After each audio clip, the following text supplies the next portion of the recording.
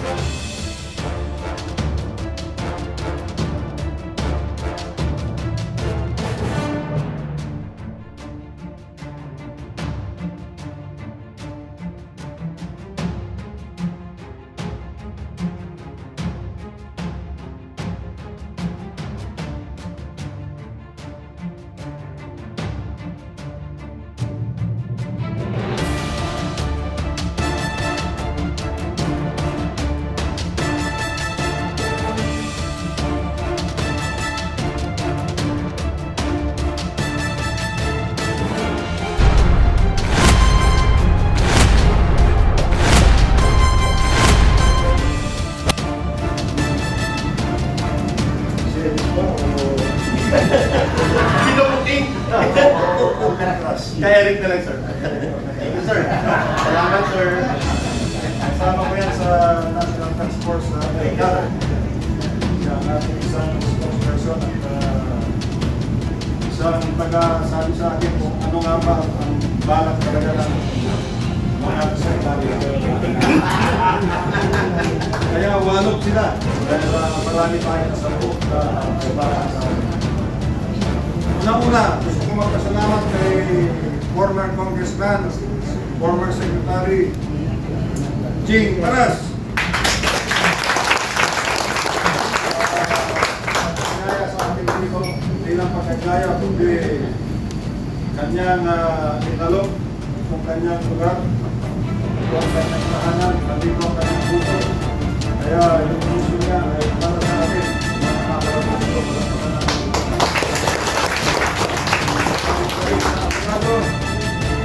kaibigan ng klasiko, kaibigan ko sa pagka-bayan. Matagal na. Sana yung pagka-clip, itama yung aking notes. Kasi nabanggit ng ating bagong sampayanan. Yes, sir. Yes, sila sir. Yung 9 years, Masada Group, NCR. Ibig sabihin na masada. Hindi ako sama na kaya. Hindi na ko lang ako. Kasi akala ko President Sara kasi. Yun! Masada dapat. Masada. Tama.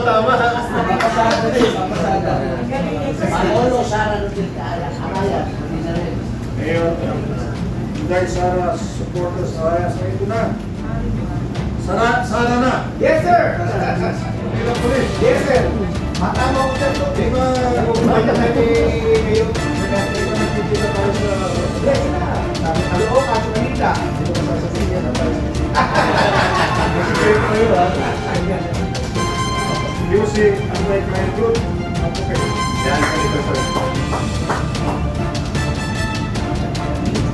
Muslim Alliance, Pati Green Hills. Ayun.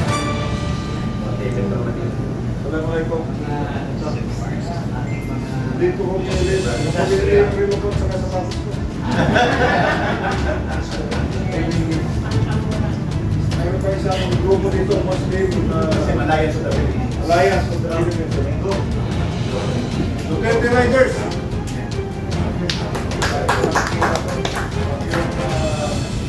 Mayroon silang event sa Cebu. Malaki. Invited tayo, sir. Palit ako 1,101 na kayo. Marami pa po. Mamaya. Oh, maintenance community pala, bro. Mana kayo na nun. Chair.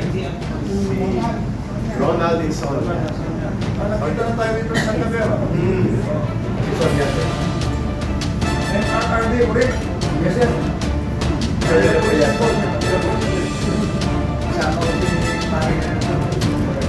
General Dao. Professional stalker. Very good, sir. Bangsamoro Ladies 40. Yan, sir. Pero dito pa kayo sa Tagig. Tagig. Taga-Tagig din ako. Pero taga-North ko talaga ako. Nang 2 taon. Nag-brigade commander sa doon. Brigade commander sa doon. Commander ako doon. Oh, kailangan mo. Mamaya ako.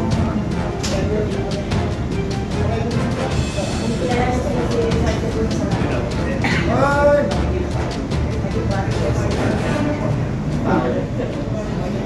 Kasama ko kayo sa'yo. Masama ang loob ko dahil nag-i-enjoy lang sa loob ko. Wala na, iwanan ko yun. Mga... May ganun, wala, iwanan ko yun. Tapos bigla akong dinipat pa naman sa Katilan. Akala ko, ipropropok na ako sa headquarters pero walang brigade commander na matatagdag na yung Mindanao, nandiyan na ako. Pagka katulad ako sa marami na akong napuntahan doon. Akala ko may iwanan ko ang puso doon. Hindi pala, nagdadalab ako kami. North, Duterte pa rin. Oy! Ay, po, sir. Yan ako. The original. Alam mo naman kung tayo na ako sa 16, wala niya ako sa bahay. Ako sa bigat. Saro, Picolandia. Apat, sir, kay Attorney Manilun. Pasensya kayo, inuulit ko lang ha. Okay na, sir.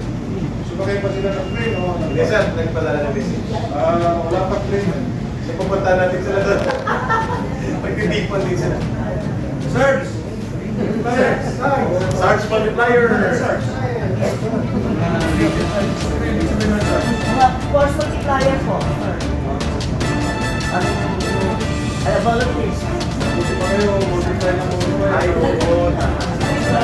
Kala ko, ambisyon na kami ng ambisyon. Pareho na rin yun. If you be retired, you're proud. Kaya tapos.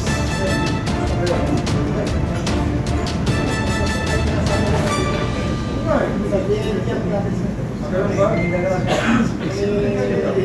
Inside. Gerald Multiplier.